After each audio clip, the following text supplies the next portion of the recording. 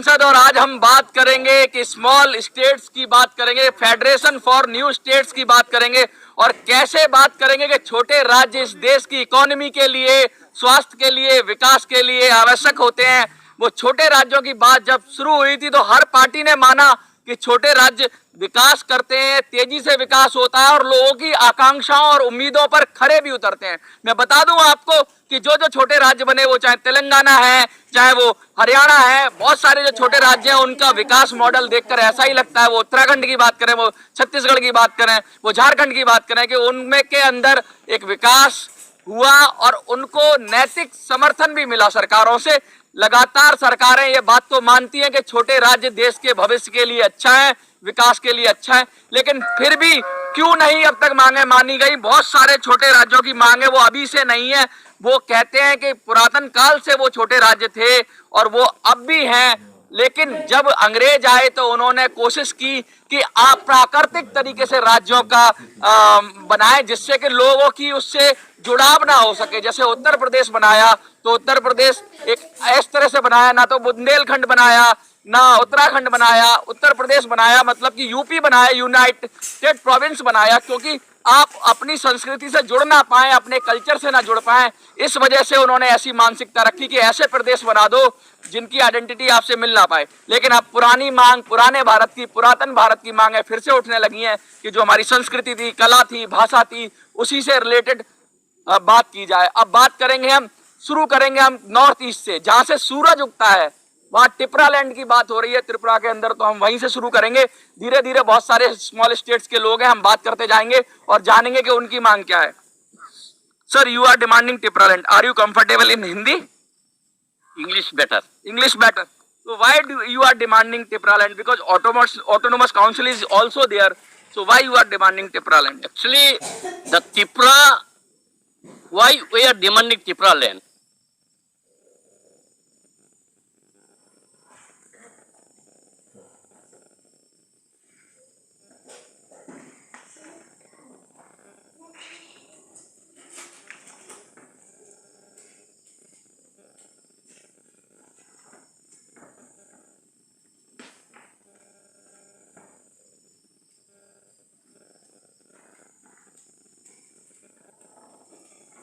Hmm. 1949, 15 October, we are merged with Indian Union. After merger, we are now from Bangladeshi, then Pakistan, they are entering our land. Now the people of Tripura totally microscopic minority. You are blaming that the migrant problem, the illegal immigrant problem is there. That's why your population is decline in Tipra, and it is going to be a minority now, Yeah. a micro minority. Microscopic minority. This is why during the time of Indraji, our local party TUGS, Tripura Upajati Juva Samiti, demanding 6 schedule. 1984, 23rd August, 6 schedule मिला. Now already schedule मिल गया है छठे schedule में, लेकिन वो जो autonomous council मिला उससे काम नहीं चल रहा. नहीं, because now from the outsider they are entering in our state, they all the power they occupy, and they got Aadhaar card, PAN card, and मतलब जो बाहर से लोग आए हैं उनका आधार बन गया, पैन कार्ड बन गया, आइडेंटिटी बन गई, आबादी बढ़ा ली और कब्जा कर लिया. अभी just now they enter in our state, but I am in Delhi. Border पार करके आ जाते. हाँ, because it is खुला, totally open. त्रिपुरा का जो बॉर्डर है बांग्लादेश से पूरा मिलता है, सराउंडिंग है, पूरा बांग्लादेश के अंदर ही है, ऐसा समझ लीजिए, चारों तरफ से गुजरात है. इसलिए हम मांगा, it is not communal demand, it is not anti-Bengali demand, to save our existence and our survival identity. ये बड़ी टिपरा लैंड की जो बात कर रहे हैं आइडेंटिटी क्राइसिस है, और जब राज्य बनेगा तो इनको अलग से पावर मिलेगी, क्योंकि अभी जो ऑटोनोमस काउंसिल है, डिस्ट्रिक्ट काउंसिल है, उससे काम चल नहीं पा रहा है. आबादी की बात करें तो डेमोग्राफी चेंज हो रही है और माइक्रोस्कोप पे पहुंच गई. कह रहे हैं कि माइक्रो माइनॉरिटी बन गई. माइनॉरिटी होती है तो अलग, माइक्रो माइनॉरिटी का मतलब कि बहुत कम संख्या में रह रहे हैं, अब इनकी आइडेंटिटी पे ही क्राइसिस आ गई है। हम आगे चलेंगे, मिथिला की बात करेंगे। विजय जी, आप तो मिथिला की बात करेंगे। मिथिला क्यों? मिथिला इसलिए, ये हमारी धरोहर है, पुरातन काल से हमारा इतिहास है। और आज के समय में मिथिला को दो भागों में बांटा गया सुगौली संधि के नाम पर। आधा हिस्सा नेपाल और अंग्रेजों के बीच हुई थी। हाँ, उसमें से आधा हिस्सा नेपाल को दे दिया गया, आधा हिस्सा मगध में मिलाकर बिहार बना दिया गया, जिससे हमारा अस्तित्व खत्म हो जाए। पर हमें उतने पे ही नहीं बख्शा गया, उसके अलावा भी हमारे साथ शोषण किया गया। हमारे खेत जिससे हम गुजारा करते थे, उसमें बाढ़ पानी से हर साल डूबता है। इंडस्ट्री जितने थे खत्म कर दिए गए, हम लोग पलायन के शिकार हुए। यानी मिथिला आज 90% घर खाली है, ताले लगे हैं। इसके साथ साथ यहाँ यही नहीं रुका है, इसके साथ सबसे बड़ी समस्या वहाँ पर ये हो चुकी है कि बाहर देश से आए हुए बांग्लादेशी मुसलमानों को वहाँ बसाया जा रहा है। हम वहाँ के मूल निवासी हैं, हमारे लिए रोजगार नहीं है, नहीं है, हमारे खेत फसल काट लिए जाते हैं, हमारे लिए 2 वक्त का रोटी खाना मुश्किल है। पर वहाँ से जो बाहर से आए बांग्लादेशी रोहिंग्या मुसलमान हैं, उनको प्रधानमंत्री आवास के नाम पर मकान बनवा के दिया गया। हर एक गांव के क्षेत्र में आप देखेंगे तो 500-500 घरे बना दिया गया। उनके लिए रोजगार कहाँ से आ रहा है, उनका गृहस्थी कहाँ से चल रहा है? यदि वो जनसंख्या बढ़ा रहे हैं तो उन्हें उनका गुजारा कैसे चल रहा है? लगभग मुझे ऐसा कहा जाता है कि 40 के करीब जिले आप लोग क्लेम कर रहे हैं, उसमें बिहार के जिले आएंगे, कुछ और राज्यों के जिले आएंगे, तो बहुत संघर्ष वाली स्थिति है। नेपाल के भी कुछ जिले आ रहे हैं, तो कैसे बनेगा मिथिला? मैं संघर्ष के उसमें नहीं जा रहा। जो इस समय हमारा गंगा से इस साइड बॉर्डर तक जितने भी हमारे 28 जिले हैं, वो पहले हमें दे दिया जाए, बाकी अपना जो करें सो करे, उसके बाद देखेंगे। मतलब शुरुआत होनी चाहिए। अच्छा, शुरुआत तो हुई। जब मिथिला की बात करते हैं तो मैथिल जो भाषा है आपकी, उसको तो 8वीं अनुसूची में ले ही लिया गया, तो ये तो कुछ दे तो रही है सरकार। सरकार कहाँ दे रही है? सिर्फ किताबों में, कागजों में है। ये अभी तक मिथिला की जमीन पर नहीं है। वहाँ पे अभी भी हिंदी बोला जाता है। मिथिला की राज्य भाषा उर्दू है, आज भी प्रथम स्थान है। न स्कूलों में मैथिली बोली जाती है। मिथिला की दुर्गति ये हो चुकी है कि जो मुस्लिम बहुल्य एरिया है, वहाँ पे उर्दू स्कूल खोला जा रहा है। अगर यदि हिंदू के 10 बच्चे 10 घर भी हैं, तो उर्दू स्कूल में जाके उर्दू सीख रहे हैं। मैथिली सीख ले, मैथिली नहीं, मैथिली तो वहाँ पे हिंदी बोला जाता है। चलिए हम आगे बढ़ते हैं। सर, आप जिस तरह से आयोजित करते रहते हैं programme, federation for new states की बात है, आज आपने कमान संभाल रखी है, तो किस राज्य की तरफ जाएंगे आप? हमें तो पूरा 21 राज्य चाहिए। अच्छा, 21 के 21 राज्य चाहिए, चाहे बोडोलैंड हो, उत्तरांध्र हो, मिथिला हो, गोरखालैंड हो, सभी राज्य चाहिए। और सभी राज्य की मांग 70-75 सालों से लगातार उठता है, और ये जरूरी भी है, क्योंकि सबका अपना कल्चर है, अपनी भाषा है, लिपि है, संस्कृति है, उनका खान पान है। तो एंशिएंट इंडिया में, पुराने भारत में जो थे, वही चाहिए आपको? बिल्कुल बिल्कुल वही चाहिए हमें। और उसमें हमने 2 प्रदेश, जो लवकुश प्रदेश है पीओके और सीओके, गजब की चीज करी है आपने कि कुछ प्रदेश पीओके यानी पाक ऑक्युपाइड कश्मीर, और सीओके यानी चाइना ऑक्युपाइड कश्मीर, ये आपने 2 नए प्रदेश जोड़े। तो लव प्रदेश और कुछ प्रदेश का नाम दे दिया आपने इनको। जी जी, जब राम भगवान ने अपना क्षेत्र जो है राजशाही दिया था लवकुश को, तो उनका प्रदेश उसी क्षेत्र में आता था, तो उसी के नाम पे हमने लव प्रदेश और कुश प्रदेश को इंडिकेट किया है।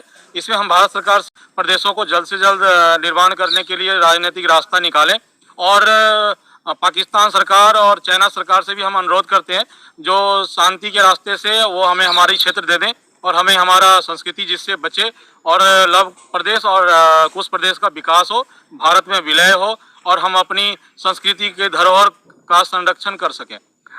आपको मैं सुन रहा था, बड़े गौर से सुन रहा था। उत्तरांध्र से बात कर रहे हैं आप। आंध्र प्रदेश का तो पहले ही तेलंगाना ले लिया गया, अब एक हिस्सा और आएगा क्या? ये आंध्र प्रदेश तो इतना बड़ा स्टेट है, even after bifurcation south India में तमिलनाडु से बड़ा स्टेट है, राज्य है। क्यों? अभी आंध्र प्रदेश एक कोने से दूसरा कोने तक 1100 किलोमीटर का रास्ता है। सो इतना ये छोटा नहीं है। अभी आंध्र प्रदेश अभी भी। उत्तरांध्र में ऐसा क्या है जो आप अलग से मांग रहे हैं? क्योंकि उत्तर की बात करेंगे तो ऊपर वाला हिस्सा आ जाएगा। Uttarandhra is the area above Godavari river. अच्छा, तो वो मध्य प्रदेश से समीप का बात कर रहे हैं? उड़ीसा का, सदर्न उड़ीसा एंड गोदावरी का बीच में जो जगह है, This is the Uttarandhra. अच्छा, And ये छोटा नागपुर बेल्ट में आएगा? no. It is eastern. Why Visakhapatnam is the center of Uttarandhra. Visakhapatnam, we are अच्छा. asking for the capital. अच्छा. When Andhra Pradesh was divided, Visakhapatnam is the largest city. It should have become the capital. Okay. And the then power, Mr. Naidu has made Amaravati, which was non-existent place, as the capital. Amravati is, you know, के people are saying that Amravati should be the capital of. No, we don't want it. We want a state because this place has been neglected for the last 70 years. Okay. We have got 450 kilometers of seashore. What about the history of Uttarandhra? Uttarandhra was a part of Kalinga. It was part of southern Kalinga. Kalinga वही जिसको जो अशोक ने जिससे जंग की थी और हार नहीं मानी कलिंग ने. Yeah, that is right. Kalinga is this is southern Kalinga, and up to Kadak is the northern Kalinga. अच्छा, आप हार नहीं मानने वाले हो? So इसे हार और जीत का नहीं है, ये गवर्नमेंट की बात है. लड़ेंगे, No, we will get a state. We have made a party, Uttarandhra Praja Party. We are going to contest the 2020. अच्छा, political party. Yeah, we have made a party. This is Uttarandhra Praja Party का ये है. And we have made a party and we are going to आपने contest. इतिहास बदल दिया था. 50 सम्राट अशोक कहता है कि उसके बाद ही उन्होंने बौद्ध अपनाया जब इतनी हिंसा हुई और उन्होंने देखा कि कलिंग को जीत नहीं पा रहे We हैं. are basically peace-loving people. If somebody tries to crush us, then definitely cat also jumps, isn't it? Oh. Say we are very peace-loving people. मतलब हम शांति से रहते हैं लेकिन कोई सामने से आए तो मुंह तोड़ जवाब देते हैं, ये कहना चाहते हैं. Sir, where are you come from? Orissa Orissa. Kaushal state. Kaushal state. Kaushal कहते हैं कि राम के नंसार थी, कौशल्या का घर था, तो कौशल स्टेट मांग रहे हैं आप. देखिए, हम लोग कौशल स्टेट मांग रहे हैं इसलिए कि डेवलपमेंट वर्सेस ऑन डेवलपमेंट. पूरा उड़ीसा जैसे जब से गठन हुआ है 86 साल जैसे हो गया, लेकिन अभी भी देखते हैं एजुकेशन, हेल्थ और आपके पड़ोसी है. हाँ, एक हिस्सा आप ले लोगे, एक हिस्सा ये ले लेंगे. उड़ीसा कहाँ जाएगा? हेल्थ एजुकेशन हर चीज में. जैसे कोस्टल एरिया है उड़ीसा का, वो पश्चिम उड़ीसा को जैसे अनदेखा कर रहा है हर बार. इसलिए इंडिया कुछ भी करो 75% टैक्स जो पश्चिम उड़ीसा दे रहा है. कौशल सेना आपका भी कोई पार्टी तो नहीं है? नहीं, ये अभी कोई राजनीतिक पार्टी नहीं है, लेकिन ये जो कौशल सेना है ये एक इमोशंस का लड़ाई है. और हमको जरूर कौशल करने का है. अच्छा, आप पार्टी सेना मतलब राज्य स्टेट से नहीं है. चलिए हम इधर आ जाते हैं और एक दो लोग और रह गए हैं अलग अलग राज्यों के, उनसे और बात कर लेते हैं. टिपरालैंड तो हो गया. सर, आप कहाँ से हैं? गुजरात से हैं. ओहो, गुजरात से हैं. गुजरात तो कहते हैं कि व्यापार का गढ़ था और गुजरात में कहते हैं सबसे पहले जो सूरत था, अंग्रेजों ने वहां कोशिश की कि मैं अपनी कोठी बना सकूं. कोठी कहते थे वो अपना जहां से ट्रेड करते थे. तो सूरत तो तब से चमकता था गुजरात. ऐसा क्या हो गया कि आपको अब गुजरात से कनेक्ट नहीं कर पा रहे और एक आदिवासी प्रदेश मांग रहे हैं? आप जो सूरत की बात बता रहे हैं उसके नज़दीक नवसारी है, वो डिस्ट्रिक्ट से मैं आ रहा हूँ. और हमने गुजरात, राजस्थान, महाराष्ट्र और मध्य प्रदेश के आदिवासी प्रदेश है जिनका विकास हुआ ही नहीं. सब जगह पे सब हुआ है लेकिन आदिवासी इलाकों में कुछ भी विकास नहीं हुआ, इसलिए हम आदिवासी प्रदेश की डिमांड कर रहे हैं. सब बोलते हैं कि वहाँ पे अच्छा है, अच्छा चल रहा है गुजरात में. अब ये बहन देखो, मणिपुर में जो हुआ वो ऐसा ही आदिवासी बहन के साथ हुआ है. इसको मारा गया, पीटा गया, अभी वो घर पे भी नहीं रह सकती. मतलब बुरा हालात है. बुरा हाल, एकदम क्या दूर के ढोल सुहावने हैं, ऊपर से चमकता गुजरात, अंदर से आदिवासियों के साथ गलत हो रहा है. सब कुछ मणिपुर जैसा इनके साथ इंसिडेंस हुआ है. अभी हम सुप्रीम कोर्ट का अप्रोच किया है और हाई कोर्ट ने अभी ध्यान में रखा है और अभी एक्शन स्टार्ट हुआ है. लेकिन जो बता रहे ऊपर से दिख रहा है वो वहाँ पे है नहीं. आप कहाँ से हैं सर? त्रिपुरा से. और कौन? आप सब त्रिपुरा से. आप मिथिला से. देखिए, ये अलग अलग राज्यों से आए हुए लोग हैं, लगातार धरना प्रदर्शन कर रहे हैं. Small federation for new states की बात कर रहे हैं, ऑल इंडिया रजिस्टर्ड, और ये बहुत पुरानी फेडरेशन है और लगातार ये कह रही है. ये लिस्ट है मेरे पास, मैं बता दूं. कुछ प्रदेश, लव प्रदेश, मिथिला, गोरखालैंड, आदिवासी प्रदेश, उत्तरांध्र, रायलसीमा, पश्चिम प्रदेश, बुंदेलखंड, पूर्वांचल, मराठवाड़ा, कमतापुर, मरु प्रदेश, कौशल, कोदावलालैंड, बोडोलैंड, त्रिपुरा लैंड, सोनांचल, विदर्भ, मगध प्रदेश, कच्छ प्रदेश है. और इसके जो प्रतिनिधि है वो यहाँ पर उपस्थित हैं. और पूर्ण केंद्र शासित प्रदेशों की सूची भी ये कहना चाहते हैं. ये कुछ और मांग है कि दिल्ली, मुंबई, चेन्नई, कलकत्ता, हैदराबाद, पटना और जयपुर पूर्ण केंद्र शासित बन जाएं. ये जिनको जो बीच में जो लटकते हैं और प्रॉब्लम होती है, वो खत्म करे। तो दो मुख्य मांगे हैं। ये कह रहे हैं पहाड़ी क्षेत्रों को छोड़कर 3 करोड़ से ज्यादा की जो आबादी है उसको राज्य बना देना चाहिए। अगर वो एक तरीके से एक कम्युनिटी है और एक तरीके से वो बिहेव करती है, कल्चर को फॉलो करती है, तो उसको बना देना चाहिए। 16 से 8 केंद्र शासित, शुरू में 16 राज्य और 16 राज्य और 8 केंद्र शासित प्रदेश बने थे। उत्तर प्रदेश की आबादी 24 करोड़ है, बिहार की 14 करोड़, महाराष्ट्र की 15 करोड़ है, अरुणाचल की 14 लाख, मेघालय, मतलब काफी सारा डिस्क्रिमिनेशन है। कुछ तो बहुत बड़े राज्य हैं, बड़े बड़े हैं जहां आबादी बहुत ज्यादा है, और कुछ बहुत छोटे हैं। तो इन्होंने ये कहा है कि भाई इसको संतुलित करो, ऐसा ना हो कि कुछ राज्य इतने ज्यादा स्ट्रांग हो जाए और कुछ आबादी की वजह से और कुछ छोटे हो जाए। तो उनको भी सलीके से तरीके से बांटो और उनका विकास करो।